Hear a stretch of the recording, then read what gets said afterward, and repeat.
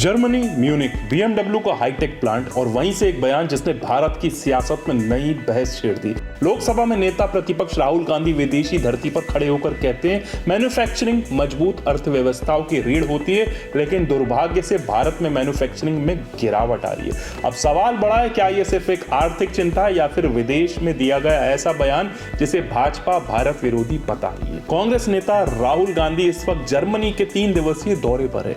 Progressive alliance के आमंत्रण पर पहुंचे राहुल ने म्यूनिक में BMW वेल्ट और BMW प्लांट का दौरा किया। हाईटेक मशीनें, ऑटोमेशन, ग्लोबल मैन्युफैक्चरिंग मॉडल और यहीं से उन्होंने भारत की मैन्युफैक्चरिंग को लेकर सवाल उठा दिए। इंस्टाग्राम पोस्ट में राहुल गांधी लिखते हैं, विनिर्माण मजबूत अर्थव्यवस्थाओं की रीढ़ है। दुख की बात है कि भारत में विनिर्माण में गिरावट आ रही है। विकास को तेज करने के लिए हमें सार्थक मैन्युफैक्चरिंग इकोसिस्टम बनाना होगा। लेकिन राहुल गांधी का यह बयान भारत लौटते ही राजनीतिक तूफान बन गया। भाजपा ने सीधा हमला बोला। राष्ट्रीय प्रवक्ता संबित पात्रा ने कहा, नेता प्रतिपक्ष का पद जिम्मेदारी मांगता है, खासकर विदेशी धरती पर, लेकिन राहुल गांधी और जिम्मेदारी कभी साथ नहीं चलती। भाजपा का आरोप, विदेश में भारत को बदनाम करने की कोशिश। और सवाल, क्या भारत की आलोचना जर्मनी जाकर करना जरूरी था? यही नहीं रुकी सियासत। भाजपा नेता शहजाद पूनावाला ने तंज कसा, LOP का मतलब लीडर ऑफ विपक्ष नहीं, लीडर ऑफ पर्यटन है। याद दिलाया गया कि पिछले 6 महीनों में ये राहुल गांधी का चौथा विदेश दौरा है। लंदन, मलेशिया, ब्राजील, कोलंबिया और अब जर्मनी। खास बात यह है कि जब देश में संसद का शीतकालीन सत्र चल रहा है, लेकिन कांग्रेस ने भी पलटवार किया।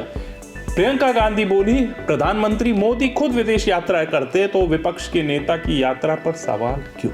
यानी मुद्दा सिर्फ बयान का नहीं, नियत और नजरिए का।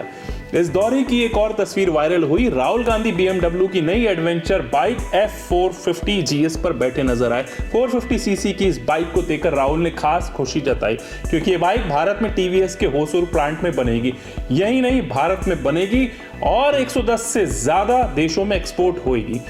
संभावित कीमत करीब 4.5 लाख रुपए। लॉन्च 2026 की शुरुआत में। 420cc engine, 48 horse power, advance feature और सीधा मुकाबला हिमालयन 450 और KTM 390 एडवेंचर से।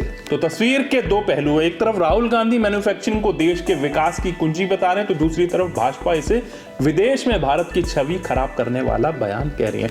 अब सवाल आपके लिए, क्या ये सच्चाई दिखाने की कोशिश है या राजनीतिक मौका? फैसला आपका है। जय हिंद।